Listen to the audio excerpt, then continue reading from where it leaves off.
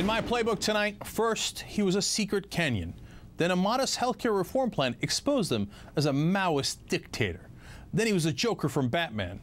That one I'm still not entirely sure why.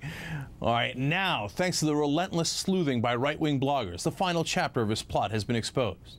President Obama wants to hand America over to Native Americans. Today, I can announce that the United States is lending its support to this declaration. The aspirations it affirms, including the respect for the institutions and rich cultures of Native peoples, are one we must always seek to fulfill. Very crafty and non-binding pledge to respect indigenous peoples, but that sounds very dangerous, and the president might have gotten away with it if not for the vigilance of right-wing bloggers. They knew he had, in that fairly benign photo op, inadvertently revealed his plot to destroy America. One conservative blogger unearthed the plan. Quote, President Obama wants to give the entire landmass of the United States of America back to Indians. He wants Indian tribes to be our new overlords. WorldNet Daily quickly followed up, saying the declaration with no legal power could, quote, accomplish something as radical as relinquishing some U.S. sovereignty and opening a path for the return of ancient tribal lands to American Indians, including even parts of Manhattan. It's true. This will be our last show from 30 Rock. Native Americans get the key to Rockefeller Center tomorrow. Damn it, I knew I shouldn't have supported Obama.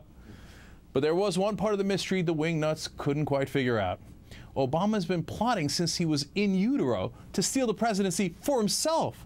Why would he hand the country over to some other overlord? Now, to the average bear, it didn't make sense. But the defective detectives in the GOP found the mystery solved in this comment. More than 2 years ago in Montana, I visited the Crow Nation. On that trip, I became an adopted Crow Indian. And my Crow name is One Who Helps People Throughout the Land. And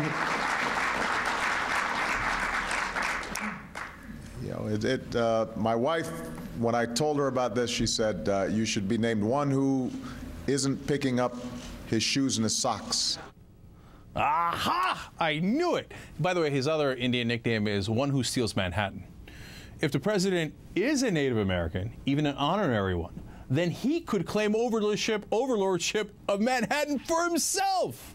I can't get enough of that. All right, joining me now is Roy Sekoff, the founding editor of the Huffington Post. Roy, it seems like a convoluted plan to become the leader of the United States when he already is leader of the United States.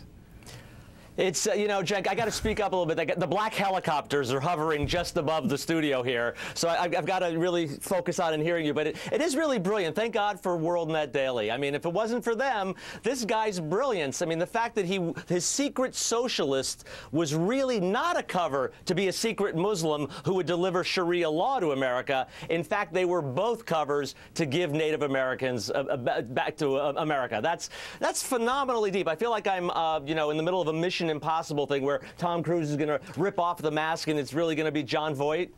Yeah, at the end he rips it off and it's Sitting Bull. Like, maybe he is a political genius if that was his plan. But seriously, Roy, I mean, are these people mentally damaged? I mean, how can they possibly believe that? How is that possible? Right. Well, they don't, Cenk. You know, they'll do anything to distract, to keep the attention off. There's one goal and one goal only, besides giving more money to the rich people. Other than that, the other goal is just to make sure that Obama is a one-term president, and they'll do anything to achieve that. But here's the dangerous thing, Cenk. If this was just a bunch of lunatic bloggers, WorldNet Daily, we could laugh it off, have a few laughs before the new year comes. But the crazy thing is that these lunatic fringe ideas have a way of becoming part of the Republican mainstream thinking. Don't forget, 12 members of the House, Republican members of the House, signed on as sponsors of a birther bill.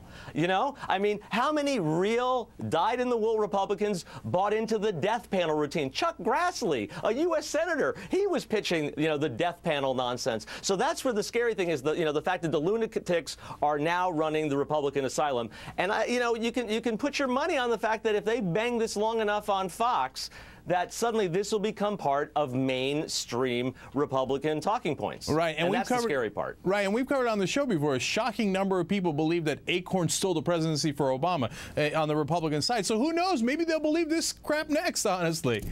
All right, Roy, you've been great. Thank you for joining us. Yeah.